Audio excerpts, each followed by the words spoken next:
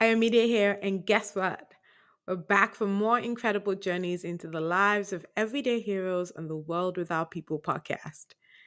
Dive into more vibrant stories, shared experiences, and mind blowing perspectives with me in season 2. New faces, new stories, but the same old vibe. So, whether you're a seasoned listener or just stumbling upon this oasis of humanity, welcome.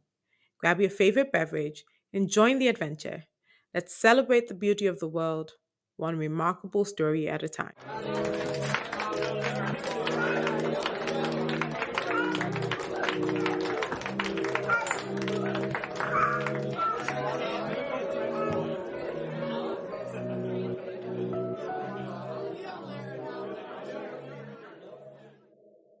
Welcome, everyone, to another episode of The World Without People. My name is Ayomide, and I'm so glad to be here today with Dr. Adun Okupe, who is the principal advisor for Red Clay, a firm that she established in 2018.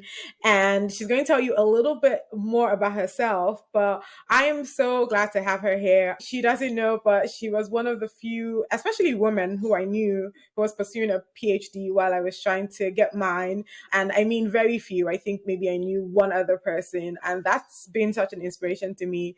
And I just wanted to let you know that because I don't think I've ever told you that. But welcome, Dr. Adun Okupe. Thank you so much. And thanks for that. I didn't know this, and it's a great joy. And I think it's an honor to be here and to hear that I've been part of your journey in some way. So thank you. Thank you. Thank you. Okay, so today we're going to be talking a lot about tourism, which is what Red Clay is trying to champion in Nigeria. But I think before that, I want us to even go a little bit back to how you even got into that field. Because I know you're a chartered accountant, but what made you pivot into this space of tourism?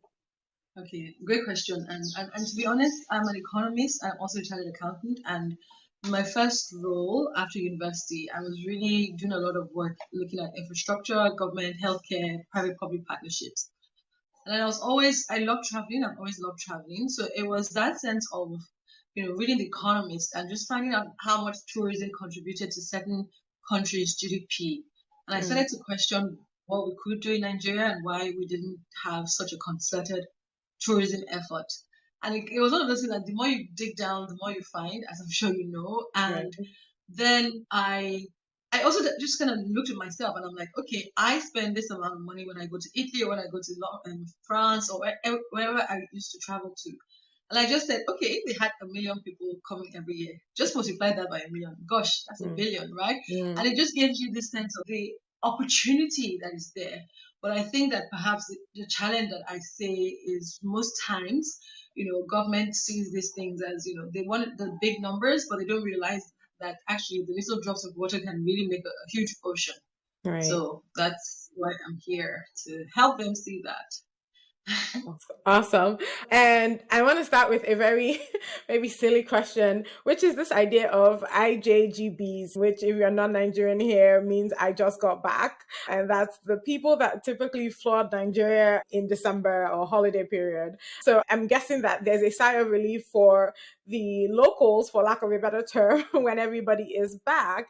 But I feel like that's been a big part of Nigerians' culture that I don't see in other countries. Am I wrong? I feel like we make a whole effort around the IJGBs, whereas for maybe other countries, it's just people coming back home, like, people coming in for holidays. And maybe it's the idea that people spend a lot more time or people spend a lot more money. I don't know. I just feel like it's a big part of our culture, and I don't know if that's the same in other countries. And since you traveled, what would you say? Okay, so I would say that, I just got back is this whole phenomenon. And I think it started around about 8 years ago, actually, which was when people, you ask people questions and they just respond, oh, I just got back. Do you know Mm, how much this is? Oh, I don't know. mm, I just got back. Or where do you stay? Oh, I just, like, literally, it was almost this sense of people wanted to boast of the fact that they didn't mm. live in Nigeria and they just got back. And then Okay. because of the fact that many Nigerians go abroad for studies, right? And they go abroad for their working and they tend to return during the Christmas periods. We just kind of started saying that when they came back, the IJGBs are coming back. And I Right. know I used to be part of one of them, but now I refer to them as they, right? Because now I'm Right. here. I'm not coming. Right. But you're just that sort of, when someone comes into the city or starts to speak a certain way or just starts to act in a certain way, you just, that's an IJGB, just leave them alone. They haven't yet acclimatized. Now, to what Right. extent is this a Nigerian phenomenon? I would say people tend to go back home for Christmas, right? Part of one of Right. the things, Christmas, there's this Christmas song, Driving Home for Christmas. I Right. would say it's also because of our population. There's a huge Nigerian population. But I would Mm. say that something else that really tied into it is that sense of the music. So the music industry, Mm. tend to then throw their festivals or their performances, their concerts during the December period. And that has also really acted as a pull factor to attract people to, if you're coming to Nigeria and you're going to see your family or you're going to see your friends, Right. there's a certain sense of you can also then come in and experience some of the concerts. To what extent is this a non-Nigerian phenomenon? I do know of some West Africans and East Africans and Southern African people coming into town for that, but it's Mm. really more visiting their friends, and it's not really, I would say, it's not like a whole big tourism event, like for example having the Mardi Gras or people going all the way for the carnival in Trinidad. It's not to that extent at all, Mm. not yet. And that makes sense, actually, that this is not a tourism effort of some sort or tourism activity, or I don't even know what the word is. This is just people coming back home. However, is it possible to kind of uh, what's the word that I'm trying to, okay, can we encourage these travelers to maybe share more positive stories so that we can leverage on that for our tourism efforts? I don't know if that's the word, because I feel like, people come home and they just come home and they don't really talk about some of these things that they do, because you're right, it's not like people come home and they go to their house, which is where, if you're watching a Hallmark movie, that's what it seems like. People just gather in their homes. But here we go out, we go everywhere. There's a concert, maybe five, that you're going to, that you've planned around this. There's weddings, there's all of this in of themselves. They're not like a Mardi Gras, like you're saying, where people are coming from all over the world to come in. But could we leverage it, I guess, is the question. Leverage it The answer better. is that we absolutely can and we should. Will we is the question. I think that's also the next step, right? Mm, And some of the work that we okay. do with government is this sense of who bell the cat, right? Is it a government thing or is it a private sector thing? Right now, what's happening is Mm, strongly private sector led is individuals. But again, the right. force that we need needs to be stronger and collective. But I would say that government is important, but I would say that there's so much we can also do as the private sector led initiatives, which is really to Right. organize ourselves better, structure it better. Right. The challenge, though, I would say, of having IJGBs come back to Nigeria for tourism in December is that because they also want to see their family, they want to do things with their family, you really only have a short window. And so, Mm, what is really happening now is that we're saying that could we expand the tourism calendar a bit wider beyond okay. just that whole Christmas arrival period? Because then when Right. people go back, it's like, what happens? And I do know that within the arts and cultural and creative industry space, they've been doing quite a bit in terms of like the fashion week, in terms of the art x festival, etc. So moving it kind of back up a bit, so November and October, because then some people that don't want to spend Christmas in Nigeria can come for those experiences, and then they can also leave after that without, you don't want people not to be able to come to Nigeria for a festival because it falls within the Christmas week, because that's also going to affect other people that wanted to spend time with their family outside of Nigeria. And so Mm, I would say that there's still so much opportunity. I still do quite a lot of travel for work and I see the opportunity. But what is lacking, although that's changing, is this whole concerted systemic approach to say, okay, how do we work with visas? How do we work right. at the airports? How does all of this flow beautifully? And what you also said about perception, how do we really shape how Nigeria is perceived from an international and regional market? Yeah. And you've brought up so many questions in my head, but let me start with one, which is the idea that, that perception that you just spoke about. I feel like it's very interesting that I continue to see more non-Nigerians be the one to promote Nigeria, right? Like there's this popular guy who I guess does like local street foods. I don't know if he's married to a Nigerian, but like he's in Nigeria all the time. He's the one, going to not just, and I think that's one thing we need to talk about, the idea that when people think of Nigeria, they think of Lagos and maybe Abuja, and that's about it, right? And so even when we're talking about this IJGB effect, that's where it's concentrated in. That's where then the locals are complaining about traffic, because even if you wanted to continue to encourage more activities or more well-planned thoughts around that without dealing with that traffic situation, for example, I don't know if we can ever, succeed. But that's because it only seems to be in one location. So I guess two questions. What is it that we are not able to recognize in the opportunities that Nigeria presents that other countries, that other nationalities can see? And is it, again, there's only so much education we can do around trying to encourage people to continue to talk about Nigeria or continue to promote Nigeria. Is it an issue of the government, or is it just, like you said, maybe education that we need to do? That's one. And then two, the idea that if we don't deal with some of these infrastructures or infrastructural problem or taking it away from the bigger cities, how can we ever promote tourism in Nigeria? Did I make sense? Yes, you make sense, and I think they're great questions. And I would say that, like any industry that is in its developmental phase, it's important to also not ask it to do too much. I have to say, in terms of, so like, for example, if most people think of, England, it's UK. It's London. If most people think of America, it's New York, right? So there's that capital city effect, right, that happens. Right. But that doesn't mean that other things do not happen, right? It's again, how Right. do we showcase this? And I don't live in Lagos anymore. I used to live in Lagos, then I moved to Abuja, and now I'm in Ibadan, right? And it's that sense of when you go outside of these places, you realize that, okay, actually Nigeria is so much wider, so much vaster. The Mm. cultures are so different. I did some Mm-hmm. work in Onitsha and in Makodi, right? And just as you go from different parts, just different parts of the country, you then realize that, gosh, we are such a beautiful country and we have so much to offer. And I Mm-hmm. think that needs to again come back into the system, right? Where people know that, okay, I come into Lagos and then I move to here and then I can do this and this is what's available. And I don't need to know 200 people or know everybody, and all the things that I need to navigate by myself are available to me. So, for Mm. example, I'm going to Tanzania, right, for work, and I'm going to Dar es Salaam, I'm going to Zanzibar, I'm going to Arusha, and I don't need to know anybody. I know Mm. that once I get to the airport, I get into this, I look for hotels, I know that it's great service, I can find the attractions that exist. It's Mm. easy, right? Tanzania has really helped itself in its design as a three destination. So Right. in the sense that you can arrive in Dar, or you can Yeah. arrive in Arusha, they would have international airport, or even they all three those three cities have international airports, right? Mm-hmm. And you can then go from Zanzibar easily to Dar es Salaam, easily to Arusha. And Mm-hmm. I would say that those are examples we need to start to learn. Like, what are our three cities, or what are our four cities that are connected, that people can literally explore and navigate? The storytelling is really missing. I know there's quite a lot of Mm-hmm. activity among the young people, right? But again, it's like it's not a cohesive story. It's like visit it Right. and do what? Visit it for what Right. reason? And so the one-on-one examples we see, it's kind of adventure tourism. You have this person, and I know the person you're talking about, who just goes around, explores street food, documents it.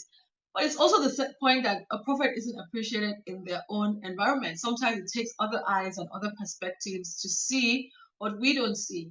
And so Right. I think I encourage all of that. And it's the sense of, okay, how do we move this and really systematize what it is that we're offering? So that's one. The second part in terms of infrastructure, and it's interesting. I'm doing some work with this. Actually, I'm working in two states at the moment, but one of the states, and they want to do all these tourism things, and I'm like, okay, what is your urban regeneration plan? Because if you're trying to bring all these people into your city, your residents are not going to be happy, right? Because Exactly. it's going to have all of these effects. How are you expanding transport offerings? You're close to water. How are you looking at water transportation? Are you thinking about long term, rail? What is the plan now? You can't say you want to have 200,000 people coming to your city over the next 10, 15, 20 years, right? And you're not Mm-hmm. planning for them now, right? Mm. And when I ask that question, they look at me like, gosh. And I think that's something that I find quite fascinating about tourism, just the sense that it's so interconnected with other sectors. What are you doing Mm. with education? Because who's going Right. to work in these places that you're building, right? You have to already start Mm-hmm. that. You have to start training them. They have to understand hospitality. They have to understand tourism. What are Right. you doing in terms of making your city or state attractive from an ease of doing business? Because you Mm. want investors to also come in to invest. You're not going to build everything as a government. You need to attract Mm. people. So my point is infrastructure, the hard and the soft, all need to be part of this plan. in terms of Right. designing and developing a destination. Right. And you just again, sorry, I have questions, but like you're just telling me so much things because like we're talking even some of this so-called physical infrastructure, right? But to your point, digital infrastructure is so important, and I don't know that Nigeria is thinking about that, and maybe you can shed some light because I mean, to your point, I can go on Google and go to most countries and figure out exactly if this is working, this is, if this is available, get an update. Okay, so let me give you an example. I am a coffee person. Like, I love coffee and I need coffee to exist, right? And I remember every time I come home every year, it's like you're trying to figure out if that place that even was last year existed, and there's no way for you to find it online. And then you can't tell online, for example, if they have almond milk, because I'm lactose intolerant and I can't drink regular coffee, or drink coffee with regular milk if they have it. So oftentimes I have to now then call and see if they have it. And then, the idea that if I went on Starbucks app, I can tell if maybe they ran out of almond milk that day because they'll tell me not available. So then you can even go there because they sell almond milk, and then then you get there and they tell you it's not available. So it's like that digital infrastructure part is a big part of it for people to be able to make their own decisions really quickly. And I don't know. I guess my question is, what is Nigeria doing about this? And if not from a government perspective, what should the individual organizations, that especially get people to come in, regardless, right? Especially people who will be coming in from out of town and would want their services. What should they be doing? How can they make that a priority? I love this because we're actually doing something about it. We're going to announce it very soon. It's a Yay. digital, it's a tourist map. Because it's Okay. that sense of if someone comes to Lagos and you don't know someone, where do you go? Who Mm, do you talk to? How do you know what time they're open, who to contact, where to go, etc. And so the idea is that this is, and I was looking around because I was trying to see if I had the prototype on my desk here, but I mm, don't. It's in my office in Lagos. But it's that sense of you can actually use a paper map, right? But then right. you're also going to have it online. So there's going to be a digital version, and then there's going to be an interactive app version. So you can then say, oh, these restaurants are on here. This is what they offer. This, like you said, this coffee shop, this cafes, this libraries, this.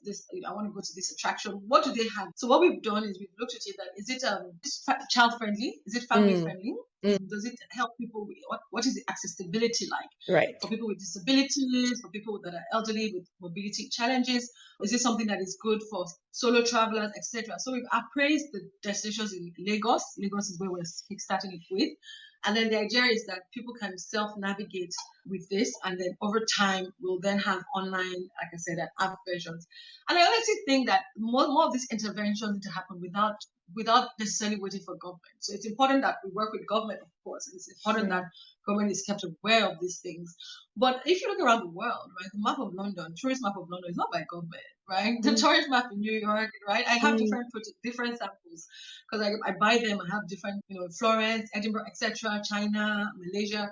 It's all by public and by private sector mm, organizations, right? But it's good to do it to help government. One thing I will say, I think that there's something about us Nigerians that I haven't seen anywhere else, is that for everything we think we need to do, for some reason it's government, right? And I think we need mm, to move ourselves from that, was what the past where the state was very strong, right? right. And there's quite a lot of decentralization happening. And I would say that more of us can be part of the change, working with government or even bringing ideas to government, but not necessarily waiting for government to be the initiator, implementer of everything, of everything that we need. I agree 120%. I will ask you though, but policies, if the policies do not work for you, I think maybe there's that fear of you start something and then some government policy that you're not aware of, even in general, is the one thing that can then, hamper your business. And I don't know if that's just a result of us needing to then educate ourselves on the policies enough to again understand what the challenges could potentially be, or then to, like you said, work with the government. However, I do think that might be a big part of it, that the policies in Nigeria, at least that's what I hear from some of the other like non-tourism businesses in Nigeria. And I don't know if maybe the policies are not as broad with tourism. What would you say? Oh, I would say that policies change everywhere around the world, right? That's just the nature of policy. The idea Mm. is that, in fact, sometimes by the time a policy is being enacted, right, it's already redundant and there's a work in progress to do another one. I know this because I used to do a lot of work as a policy analyst, and in Right. my previous role, a long time ago, did a lot of work with public-private partnerships. By the time you're writing this to say this is what it is, it's something different, right? But I would say that something that I would say that I keep telling younger people, that even, I don't know if we're still young people, we're getting We're old. young, So oh. We're young. I'm very young. 2000 was 24 years ago. Anyway, so what I keep saying is that we also need to develop our political intelligence, in the sense that Mm. when you have to be close to government, they should be calling you when they want to change policy. You should be the one advising and informing on what type of policies they need. That's the role that we do. That's the role that I do, right? And I think that Mm. for, in any industry you find yourself, in any sector you find yourself, you don't want to be the person that is always complaining and criticizing. You want to be the person that is providing constructive criticism, but also providing solutions. And I think that Mm. that's very important. And so, what I would say in this policy framework, right? Some of the work we do is working on master plans. The master plans then shape the policies, then shape the agencies, then shape the agenda. Are you telling me that what I write now, by the time it's been implemented 2, 3 years time, we'll need to update it again, Right. right? And it's just that sense of constantly being agile, constantly staying at the front line and preferring solutions. A lot of what I do is, it's not even for my benefit as Adun Okupe or for Red Clay. It's for the industry. I will Mm. go to the ministry and say, this is what the industry needs. And it's not, I literally would not benefit. I do it as a volunteer. But what Mm. it does is it also helps me to know what's going on, and it helps me to be the conduit to what's happening with my peers. And I remember at the time the commissioner said, "How do you actually come to us with solutions? You're not coming to us with problems. Mm. You're coming to us with solutions." So of course, when they Mm. want to do something, they'll call. What do you think of this? How do you think we can change this? How do you think we can do this better? I Mm. honestly think that positioning is very important. I'm not saying that, yeah, I'm not saying you have to be a politician, because I think a lot of us think, anything politics, I don't want to be part of it. But guess what? You are part of it, because you Yeah. have to pay your taxes, you have to Yeah. be a citizen, you have to be all of these things. So why not be contributing to how it's shaped? Yeah. Another part that I would say is I'm part of the Nigerian Economic Summit Group. It's an NGO about how do we represent, Nigeria's different industries and economies. And again, through that volunteering, worked recently on how do you integrate sustainability throughout the national tourism policy. And Mm. I led that working committee, and we had so many different people volunteer their time to work on that. That's how you influence policy. Mm. Do you get? So you Yeah. can see my passion. So I don't think we Yeah. always need to, we need to wait. No, I agree. And I mean, I think I'll talk to you after this to see how I can get involved in some of these things, because, the challenge sometimes is when you prefer a solution or prefer an idea, like you're saying, people come back with you with, in Nigeria, I cannot work with this. Like, I mean, I had someone tell me, like, what are you trying to do? Like, what are you, like, you think you're trying to solve problems and Nigeria will frustrate you. And in some ways, it has been frustrating, call a spade a spade. But I think it's great to hear more people like you who are more positive about things than people who are more negative about it. And so it literally brings me to my next question, which is, how can we shift the focus from potential risk to concrete economic benefit of tourism in Africa? Because again, thinking about some of these more established tourism venues, we see some effects to the local population, right? We see some negative effects to the climate and things like that, right? And again, we were already talking about traffic in at least the major hub, which is Lagos right now.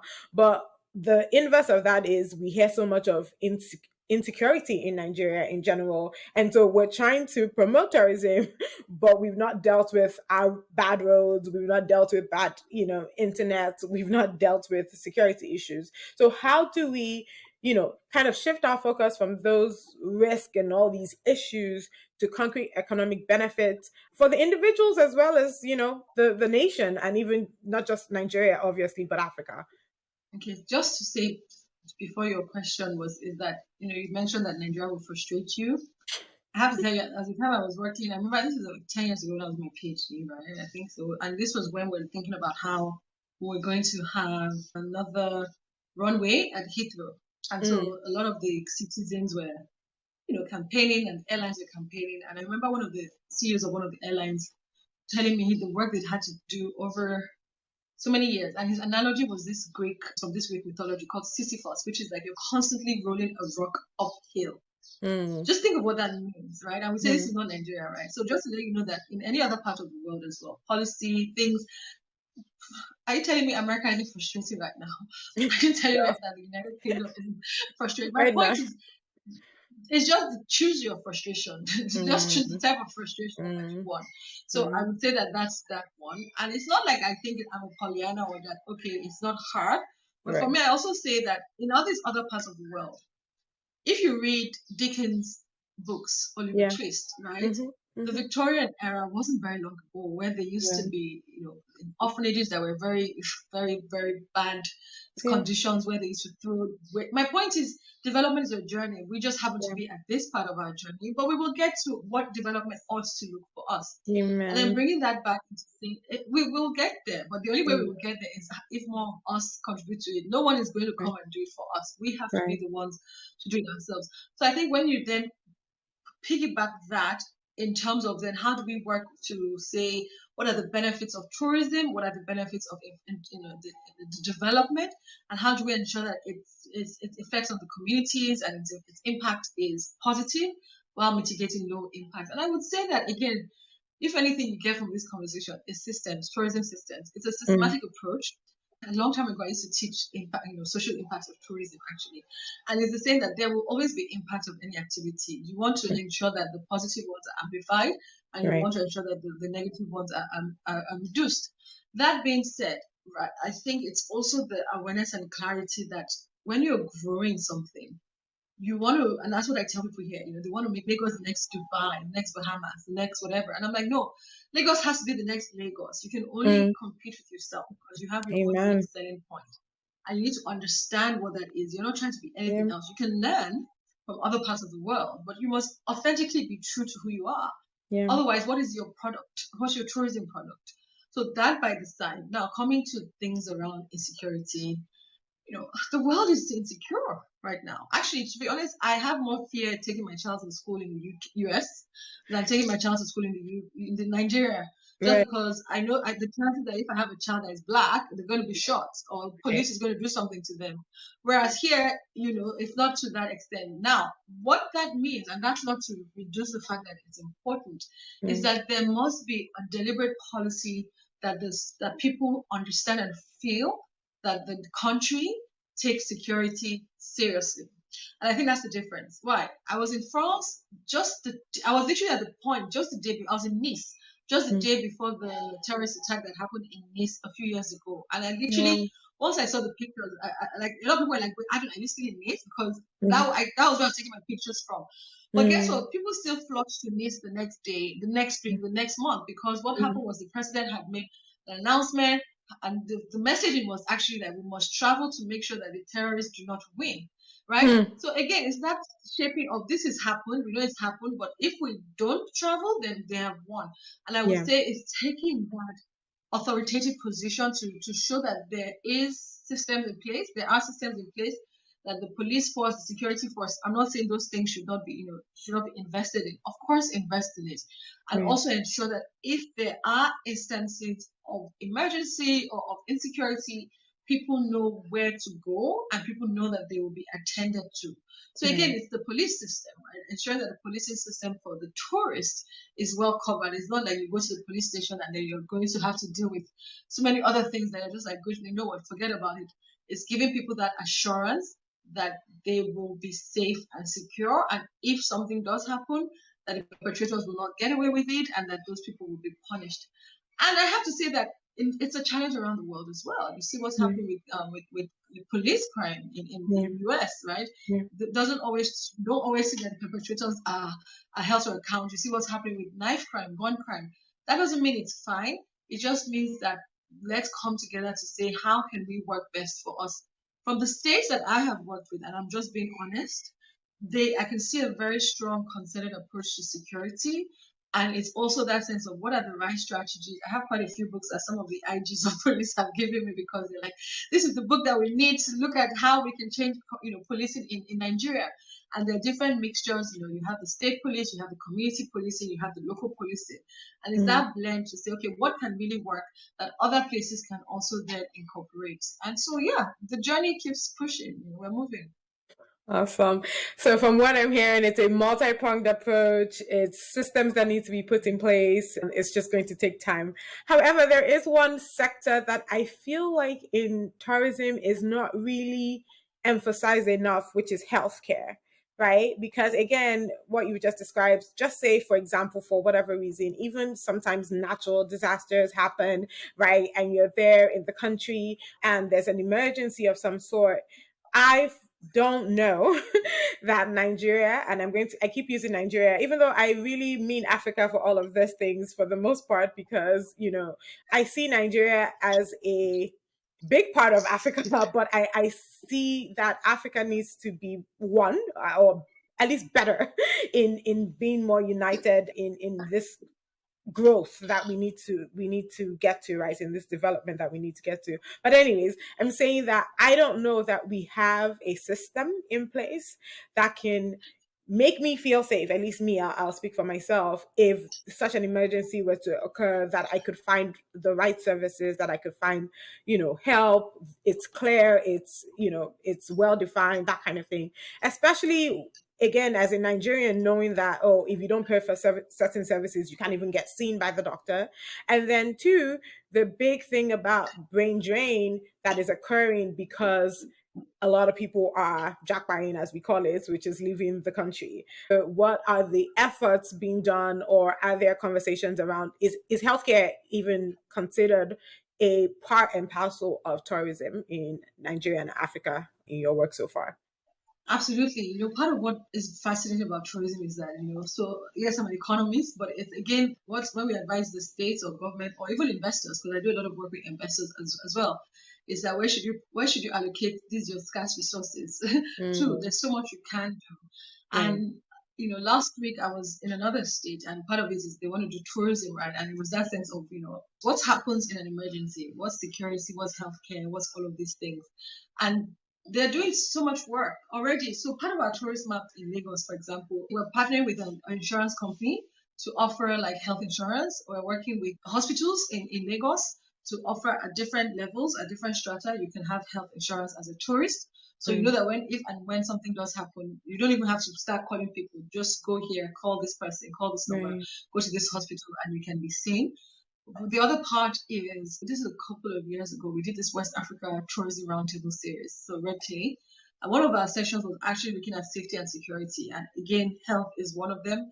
And so the person that we actually got to speak with us, Tago Azubike, used to be the chief medical director for Gold Cross Lagoon Hospital. And so just to let you know that it's so connected. And so he was speaking, he's now with Afrexim Bank, talking about the strategies that they're using to improve the state of healthcare across the continent, because it's not just for tourists, right? It's to ensure that across the continent, residents and visitors have access to good health care. That said, I would say that if I did get ill in the States now, I don't think anybody will see me if I don't pay or if I don't have insurance, will they? Yes, actually, They emergency will room, you get pay. first, and yes, you will deal with payment later, but it's first, like, you first get seen and First treated response. before they ask any Okay. questions. Okay, because what I usually hear is that you have to pay so much, and the bill. We're always told about the bill that comes afterwards. We're not necessarily told about how Afterwards we is a have to different pay. issue, but at least you get Uh-huh. seen and you get treated, like, no matter Okay. what, like, like, if you have to have a surgery, whatever, they will go to the extent to keep you alive first, and then you can deal with payment all the rest of your life. And I stand, so thank you for that, and I stand corrected. And so part of what we're trying to do as well here with this health insurance is to say that for those that have it, at least you're going to be treated first, and to ensure Mm, that you can be treated first. Now, that doesn't mean that that's the best response. Of course, the best response is that anybody that goes into a hospital or clinic can get treatment, and that's a big challenge. That's a challenge that the government is really trying to work with, because again, you're only as strong as your weakest people, right? And if you mm, don't ensure that there are enough social safety nets to cover those that cannot afford certain things, then how do you say that you're a strong or growing or developing country? So to your other question, which is to do with the jackpot syndrome. Because the thing is this, Nigeria are 200 million people, and around the I went to Kigali for a conference, and I was talking to some Chinese people, right? And they had come from Beijing. I was talking about jackpot. He's like, do you know the brain drain that China deals with? Like they've actually incorporated it into their strategy. Do you know the brain drain that even America, right? A lot of people moved from Ireland, moved from England, moved from Italy. So again, the point is migration is part of it's just part of humanity, right? Human beings will always move to where opportunities abound for them, right? Now, some people have a fantastic time while they're there, some people don't, but I think it's important that people should be allowed to flow as they want and as they wish.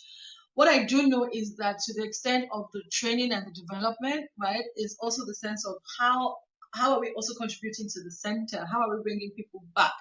Right? What are the strategies to bring people back? We can't ask them to do that for altruistic means, particularly if you haven't funded their education and then you want them to stay.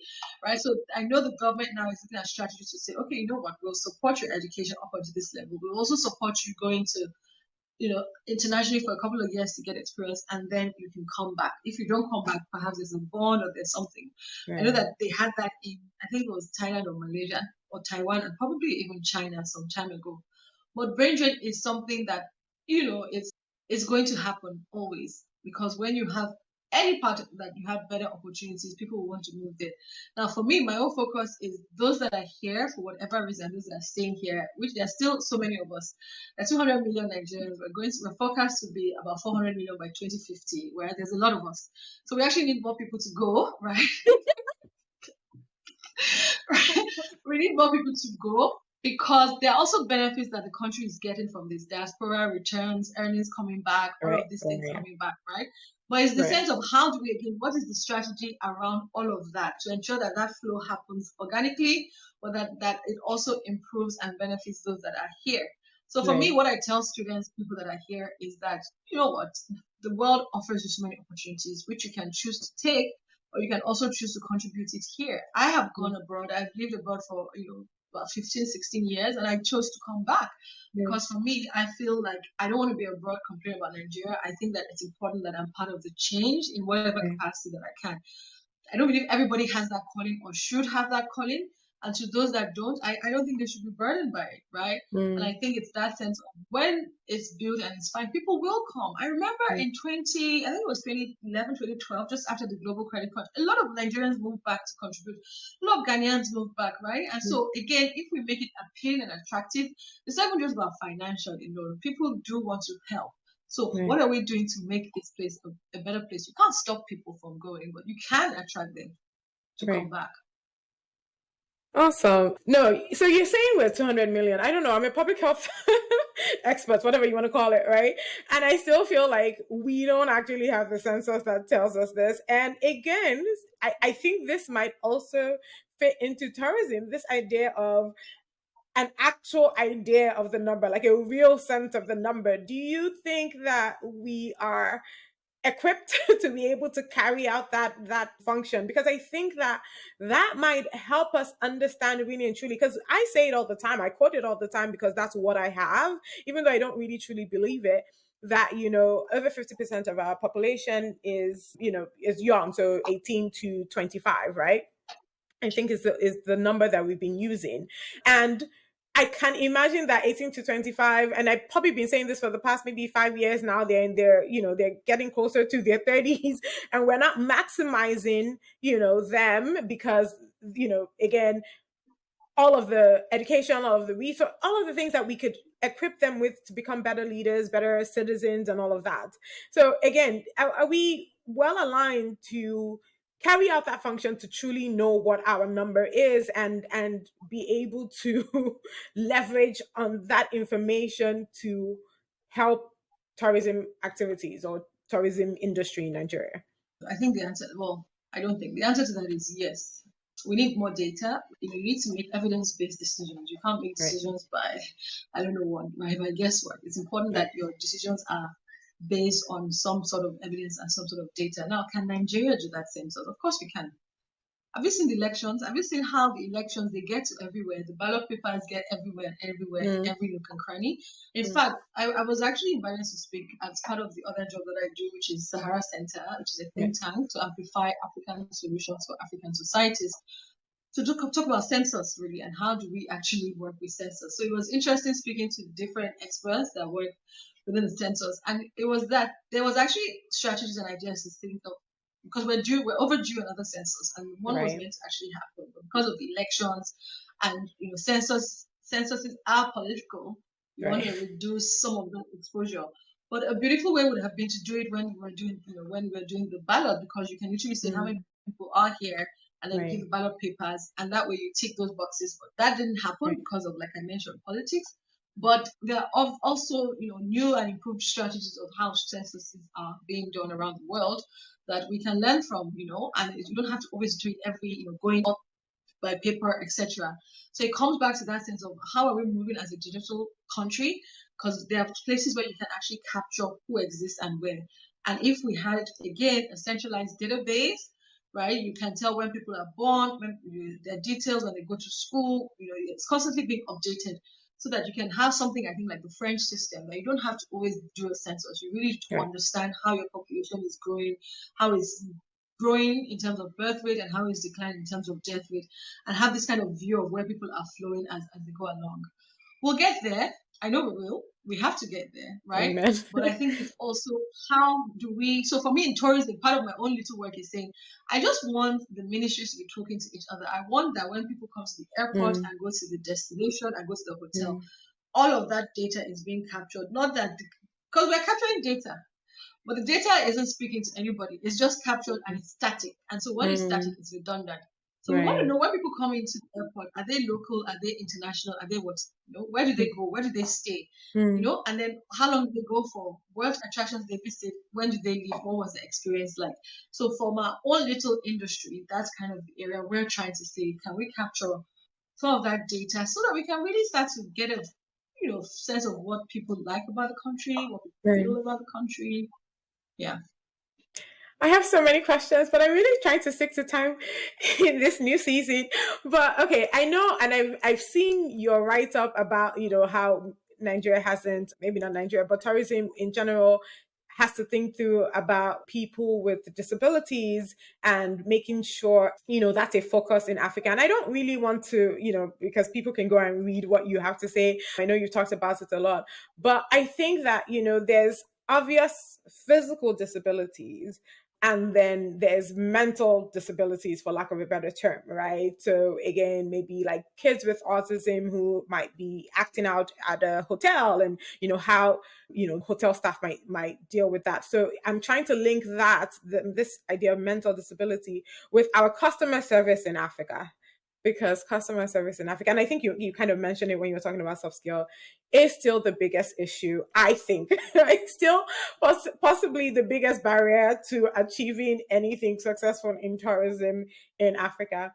And I don't know how we combat that. So if you have anything to say about, what we can do as far as mental disabilities promotes, education or whatever we need to do around that in Africa, so we can better help our citizens who have that, but also tying that to the idea of customer service.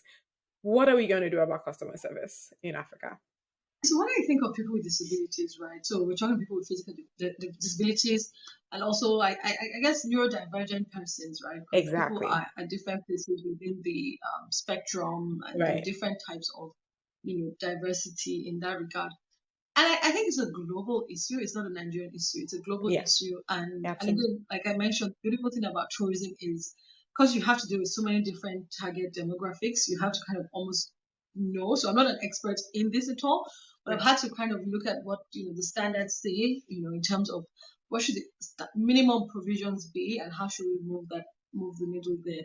So we're actually in talks with different organizations that are global, that to say how do we start driving stronger policies, but also working with like hotels. I went somewhere the other day and I was telling them, they had this wheelchair ramp, and I'm like, this your wheelchair ramp is too steep. Mm, I don't even use a wheelchair, but from seeing it, I can see that if I had to be on a wheelchair, it's right. literally dead. And so they're like, okay, now thank you, Adu. We're going to call a structural engineer to see how we can design a better sloped. So my point is, people are trying, they just don't sometimes just even know.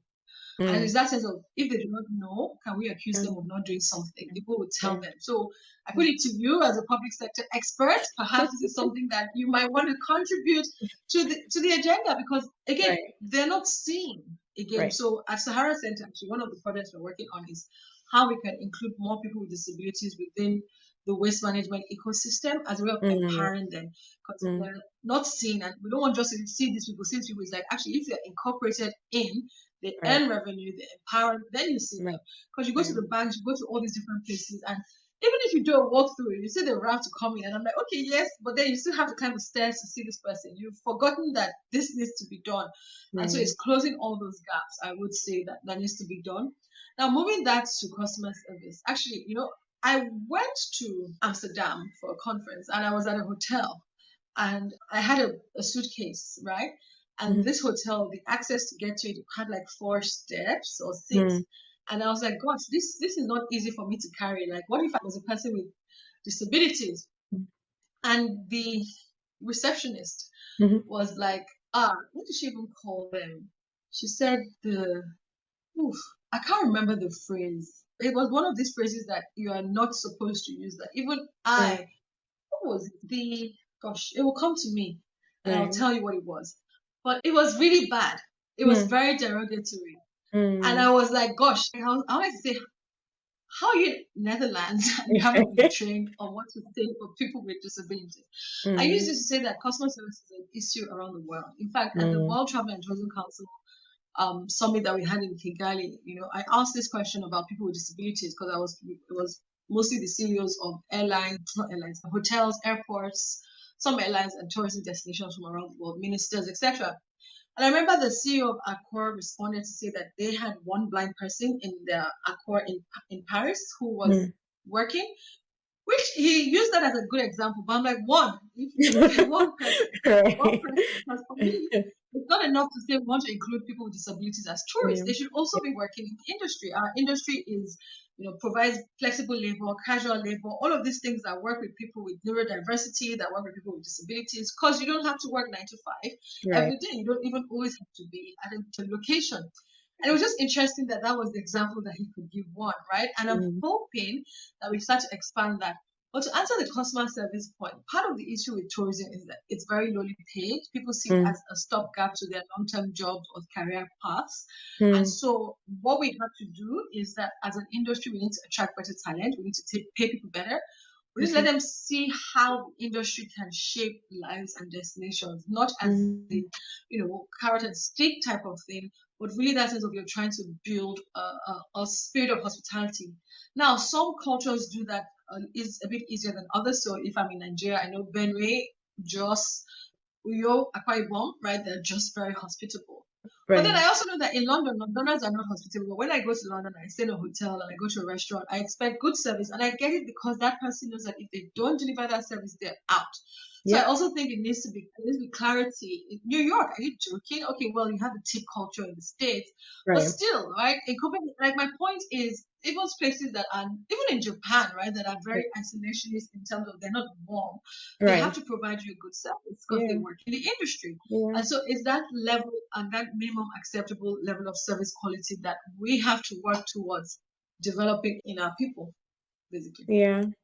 No, you're absolutely right. Because it's not like, it's not oh, there's never bad customer service anywhere else in the world. I've traveled to a few places as well. However, I think you bring up a good point, which is going to be my next question, which is the idea that there are no there, maybe I should say there are no, no, but like, it doesn't often feel like you see the consequences of some of these actions or some of these bad behavior. And I wonder to what extent we can, because on the one hand, like you said, it's already an industry where people maybe are not getting paid properly. So you don't want them to lose their jobs. But as far as like the organization itself, so an example, my uncle and aunt were in Nigeria this holiday, Airbnb that they, scheduled, basically they gave them a different place than one was shown on the what they had shown them, because apparently they had given I guess maybe the place was still being occupied. They hadn't cleaned the place properly. They hadn't this, they hadn't that. And, one of the things my uncle was like, they just felt like they couldn't really fight because they couldn't have gotten their money back. And I'm like, what do you mean you couldn't have gotten your money back? Now, maybe it's because Airbnb might work different, there versus in the States where like you literally can just put it on the news and Airbnb will pay you your money back. But if there's no such consequences in Nigeria, or there's nothing you can do to get people, when people are not doing the right thing, then how are we going to again go from there? Because now he's told me that story, he's told many people that story, right? It continues to help people see Nigeria and or Africa in a bad light. And we need to be able to show that there are actions and people do better when they're called out on those kind of things. And I don't know how we educate maybe the organizations or call out the organizations in being able to accept those consequences and do the right thing. Am I making sense? You're making sense. Well, first of all, I'll say Airbnb is a global organization. So Airbnb in Nigeria is the same as Airbnb anywhere else in the world. So I Okay. think there could have been a step to take. Yeah, it's not a Nigerian company. There Right. could have been steps to take to report it and to escalate it appropriately.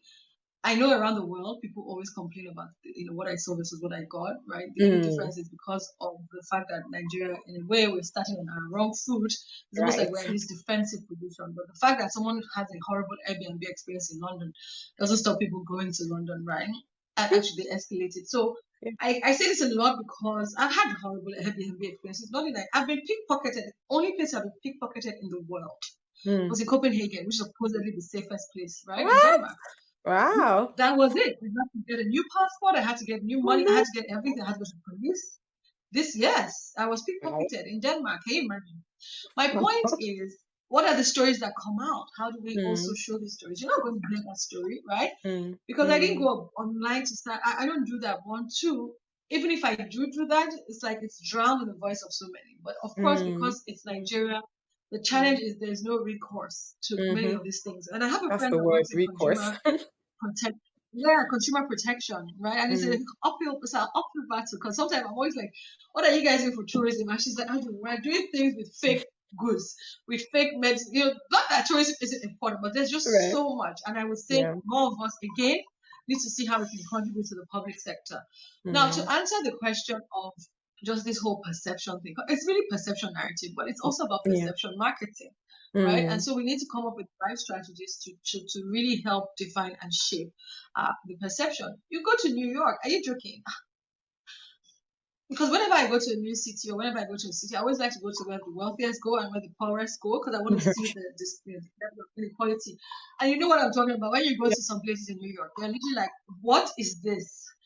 Yeah. Or you go to some places in Napoli, in Naples, and you're just like, gosh, Saleko I thought Saleko was bad. Like, Saleko is not sound like this, right? Yeah. And you start to really, I mean, obviously not all the countries are like that. There are places like in Japan, even in Singapore, that the disparity is not as wide. But you really start to understand that actually, this issue is not an African issue alone. But that Mm, doesn't mean it's not important. So even if mm, you go to Kenya, you go to different parts of Africa, you really start to say, how do we start to close the gap? And mm, tourism, I think, can be one vehicle to close the gap because it has so much impact in terms of the number of jobs it provides, number of indirect impacts. Because you think of food, for example, feeding right. people, hospitality, the food value chain, the food system. That's one. You think about the fashion system. So many Mm. systems interact with tourism, but I just think that we don't appreciate what tourism can be enough. And hopefully, when people listen to this podcast and read more and see more things, then they really start to appreciate how all of these things can come together to shape the experience. Because even for me, I'm always like, it's not about making Lagos nice for tourists. No, it's Mm. about making Lagos nice for residents and tourists. Because if it's Yes. nice for its residents, it will automatically be nice for its tourists. Yeah. It's a social development agenda that we're pushing here because it has to work across the board for everybody. You're not Yeah. going to create an island. Everybody just flies in. No, no, no. That's not what tourism development is about. That's not how I understand it. And so that's Yeah. one thing we are really working with them to say, don't do this. This is not what it is. Where you all just fly somewhere, stay somewhere, and fly back. It's important to to interact with the actual soul of the destination. Yeah, no, I agree. And I have a question here. How can we ensure fair distribution of tourism benefits and prevent exploitation of local communities and resources? I think that fits exactly into what you were I feel trying to like I've say. already Yeah. answered this, right? No, I think exactly. You it's did. about, That's my point. yeah, yeah, Yeah. that's it. It Yeah. really is about engaging the community more because it also solves this security problem. Because once the Mm, community sees that their livelihoods come from this activity, yeah. they'll be the police, they'll be the ones preventing crime. Because are you joking? We don't want people to stop coming here. We can see the benefits, Yeah. right? And it's really helping them to see that stakeholder engagement, stakeholder management. Yeah. And I think, again, I'm just going back to Hallmark movies when you see them going back to some of those, like, very small towns where everybody knows everybody. And it brings up the question because it's something we say at church, right? Like, as the church grows bigger, we have to become smaller. And so we do things like, what is it called, groups, basically church in the community. And I feel like that's maybe how we might also think about these things with the local community, right? Because you're saying 200 million, we're going to get to 400 million. But if the more we grow, the more you don't know your neighbor, the more you start to have those, fairs and things like that. And I think if we can figure out how we can make the community smaller by having things that are cultural, or I don't know if this makes sense, but things that bring the community together. I think that might make a difference to what in what you're trying to say, in this idea that if I see it as a benefit, I'm going to take care of it. Does that make sense? I always ask Absolutely, that. absolutely. No, it's really about saying that, and this is something the creative industries are trying to do. Really, is saying that how do we strengthen the soul of our communities? Because one thing about development is you create more isolation, you create Hmm. more gated communities, you create more soulless neighborhoods, and you want to reduce, you want to avoid that actually. Right. So how can we do that? And yeah, I completely agree with you. All right. Two more questions. What are the emerging trends in African tourism or Nigerian tourism that we should be paying attention to? I would say surprisingly, because some people are surprised when I say this. We had a hotel client that wanted to revamp their strategy, and so we were working with them and we told them that you need to look at wellness, and they're like wellness, and I was like, Mm, yes, like wellness, like yes, but wellness because there's a growing middle class, there's a growing upper middle class as well, but right. not only that, I think there's a growing appreciation for work-life balance, but Hmm. also self-care, and there's Mm, this growing sense of being closer to nature. And so I would say that the destinations in Africa that are savvy are the ones that are already incorporating that into their, we already have like ecotourism, right? right. But this is wellness tourism to create that almost sense of escape and sense of rejuvenating with discovery. The other Mm, part that I would say is that this, and it connects again with resorts. People don't necessarily want to just travel nice resorts, stay there, sleep there, etc. But how are you creating, activities? How do you create right. interesting programs that people can come and say, okay, I'm doing this. It's almost like an educational, but it's experience led. So I'm learning more about wine tasting while I'm away for 1 week. So it's Right. really, oh, I'm learning more about languages, or I'm learning more Right. about activities, or I'm seeing Mhm. this, you know, so it's that wellness, but also then that sense of discovering yourself more as a person to become a better rounded person. So those are two, well, that's one and a half trends. I think the Mhm. other thing that I would say that is that people should pay attention to for the continent is that yes, safaris are nice and safaris are good, but most destinations also realize that you need things that keep bringing people back. And so you need Mm, multiple tourism products. So if you mm, come to Nairobi or Kenya for safari this year, you can come another year for something along coffee plantation or tea or mm, flowers or etc. mm, And so it's that sense of really, really breaking down the stay, what it is that we offer, and being able to package it as multi-nodal experiences so that even if you can't cover everything once, there's something to return for and return to again and again and again. awesome. Awesome. And actually, I said two more questions, but I have one more question. One thing that I'm curious about is this idea that, people are beginning to see, they're doing a lot of their DNA testing, and they're trying to come back home, and they're trying to come back to, where they think they were born, and, all of those stuff. And I wonder if you have any thoughts on how we can leverage on that. Very good question. And Ghana really did a lot for the year of Right. return. But Hmm. then I had asked them at the time, I said, after the year of return, what happens? Is every year going to be a year of return, or is it just 1 year? So again, in terms of how we label and our strategies, it's important that we look at it for the long term. I still think places like India that have incredible India, Malaysia, truly Asia, visit Great Britain, timeless. I heart New York, right? Hmm. Those are the places that help us to come. back to them because you don't Right. have to change your reason for visiting. But that Right. being said, there is that quest now, and Wakanda was one of those, was one of the key factors in Drivers. that for people to Mhm. want to find out more about who they are, where they come from.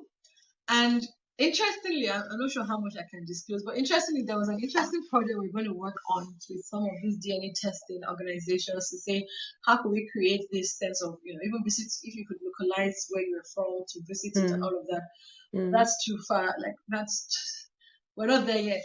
I would Right. say that one way to leverage it is to pick up on what Ghana has done, year of return, to let people know that they can come back. And when I travel to Oshogo or other parts of outside the cities like towns, I usually meet African Americans visiting back, wanting to learn more, not necessarily because they come from that area, but because they think it's something of curiosity that they want to Mm. explore more. They want to learn more about Adire, they want to learn more about Oshun groves, etc. Right. So I would say that, again, going back to this information that we provide for people, letting them know that, if you're interested in ancestry, if you're interested in all of these elements, you can come back and see more of what our lives are and how our lives are. And I think I remember someone saying that for the first time in their lives, they've never been anywhere where being black was the majority, Mm. right? And then they came to Nigeria and it's like, wow, it all was like a mind shift because, gosh, Mm. I'm not a minority. Right. In fact, what is a minority, right? And it just changes that. And I think that can be very powerful and very transformational. So again, it's about how do we package it, but people know they can do their DNA and they know that they can actually just need a tour operator and tour guide to help you package your tours, come as a group, explore, connect more, see more, see if there are family trees that exist, connect with them and go back. I think there's so much that the other part of tourism that I think is interesting, which is there's adventure tourism, but there are some people that also go for dark tourism. They like to visit like graveyards, sites, all of these things. My point is, people have different Yeah. interests, and it's almost Yeah. that thing of when you look for it, you will find it. And there are people that want to learn more about, Shrines. Those kind of things. Yeah. but yeah, but Mm. look at Mexico, right? Look at what Bubble 07 has done for the Yeah. festival, right? Yeah. Day of the Was Dead. it the Yeah. Day of the Dead? The Day of the Yeah. Dead. Exactly. My point is, let's not sleep on this. Let's not. And Yeah. there's a lot of money that goes on for this featuring, Yeah. right? So Yeah. again, maybe if we're talking about how our festivals are featured or ceremonies Yeah. are featured, can be a strong pull factor for people. Don't Yeah. don't don't sleep on it. So No, I agree, and that's my problem with Nigerian movie industry, for example, because I feel like, anyways, I've had this conversation many times. The idea that they show nonsense and make it more like, oh, we're just living the high life. When if you show the local things, people would be interested in local things, which is again going back to that guy who does the adventure tourism. I like that word. In fact, funny enough, I had a question about ecotourism, but we already talked about it a little bit. But now adventure tourism and wellness tourism, that's just awesome. But yeah, no, I think that you make a very, very solid point. And the idea of tour operators, though, I again sometimes I know this maybe because me, I can just enter my own car and go if I'm in Nigeria. But do we have a tour operator industry kind of thing in Nigeria? Oh yes, a lot of the Oh, conferences that people come in, a lot of international visitors to the country, they actually have tour guides, they have travel agencies. We trained with the state a couple of years ago, 150 tour guides, right? Some of oh, them that's still now work awesome. with this travel management. So yeah, there are. My point is when you open it's almost like you open this Pandora's box. You then see that Yeah. there's a whole economy that is not perhaps as systematized as Mm, it could be, but it's there. So it's just really how mm. do we also create these systems? And how would somebody find that information, for example? Say I wanted to tell somebody to be coming to Nigeria and I'm not going to be there, but here's where you can get the information for a tour operator. Yes, I know we know they fight now, but there's maybe some or better unity. I don't know. And this was just a proposed idea. I heard somebody say it, and I thought it might be a good idea. I think ideas are good and I think Yeah. ideas are welcome. I would say more than change the language for the continent, I think let's focus on having better connectivity, like Mm, intra-Africa travel. I don't want to mm, have to go to Morocco, not Morocco. If I want to go to Morocco, I don't want to have to go to Europe to go back to Africa. Or if I want to mm, go to South Africa, I don't want to have to travel out to come back. So let's make intra-Africa travel easier, mm. affordable, and I think that once more people can flow, then I don't even see the language as a gap. But yeah, I was in Lome the other day. They don't speak French. I mean, they don't speak English. They speak French. English, I had to go from Nigeria to Cotonou to Lome, and right? I had to brush up on my French. I'm not saying that, sometimes I think, so you want all the people so all the Asians, are we saying all the people in Asia to go and speak one language for them to understand each other? No, those are distractions. Let's focus Yeah. on empowering people. Let's focus on movement. Let's focus on trade. Let's focus on the things that can actually move the needle. Let's focus on peace and security. Why do we have wars? Why do we have strife? It's scarcity. People are scared, poverty mentality. They want to protect what they have. Let's create this sense of abundance, this spirit, right? And you'll see that all of those other things will pale down in comparison. Now, to talk about visa policies. Now, I know that I have a good account that part of why our visa policies are so restrictive is because we're doing some sort of retaliatory visa regime. So the more difficult it is for Nigerians to get visas to some countries, the more difficult it is for those countries to get visas here. Right. And that's not a Nigerian thing. They do that around the world. They have retaliatory visa regimes because why should it be easier for your citizens than for our citizens? But that being said, I do agree that there is an administrative issue in terms of passports and how we issue them, how often we do that. But I know that with this new regime, there has really been a lot of work to clear the backlog. And it's time to see how we can really make Nigeria more attractive, more appealing, and also make it easier. And when I say easier, I'm not even talking, easier means just know that if I submit my passport here, and they say, come for your visa here, there's not like 20 different things. So that sense of a harmonious process, for sure, we need to have that. Awesome. Thank you. You just have to ask me one question, and I'll be very short with my answer. I wonder when you're coming back to Nigeria, what your plan is to contribute to public health, public sector, and no, it's true, public health and public sector. No, it's a great question. I tried to come back in 2021. I was with what I thought was going to be a great company that will keep me in Nigeria, especially as soon as I got my papers here. Unfortunately, the company is not even working altogether.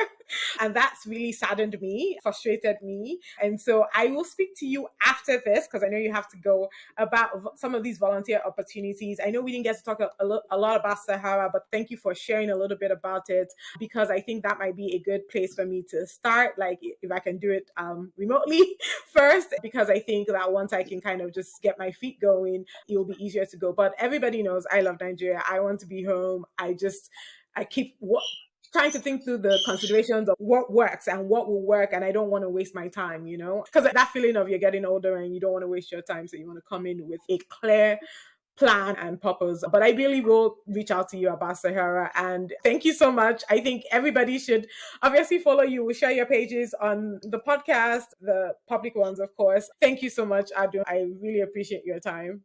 And no, Buki, sorry, Ayomide. Yeah, fine. Buki's fine. Everybody calls me whatever. No, honestly, I really enjoyed this. Like, I look at the time and I'm just like, gosh, wow, you're beautiful podcast host, and I hostess, and I think host. I don't know the English. Is it host or hostess? Which one is the correct one? No. Host. Okay, but you're a fantastic podcast host. I love the questions, very well researched, and I just want to say that yes, Sahara Center. Maybe we'll come back and talk about that another time. But it's definitely something that we have different people in diaspora that see it as a way that they can also contribute. But just also say that, when people say I don't want to waste my time, like, is time ever wasted? I feel like the life is a journey. The road is made by walking. Right. The path is defined as we carve it, right? So I see it more as a exploration, right? It's like when you get it, I don't know, like, is it that when we get it, we're going to die? No, of course not. Thank you so much. This was perfect. Thank you. God bless you. Thank you for joining me in today's episode. Just like you would share with friends about a great book you read, don't forget to share this if you enjoyed it. Connect with us on IG and Twitter at TWWPcast and get details on the website at worldwithoutpeople.org. And hey, remember to make loving others the story of your life. Until next time, this is the World Without People.